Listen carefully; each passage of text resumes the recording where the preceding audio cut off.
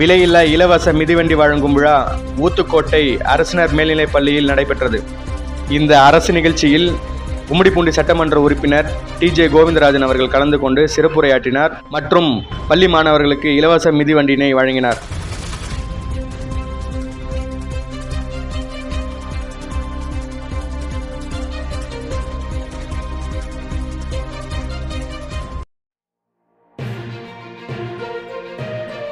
எங்கெங்கே என்னென்ன பிரச்சனைகள் இருக்கிறது என்பதை கண்டு தெரிந்து கொண்டவன் என்கின்ற வகையிலே நம்ம தொகுதியிலே ஊத்துக்கோட்டை இந்த 2 பகுதிகளை கட்ட வேண்டி இருக்கிறது. நிச்சயமாக கட்டி முடிக்கப்படும் என்பது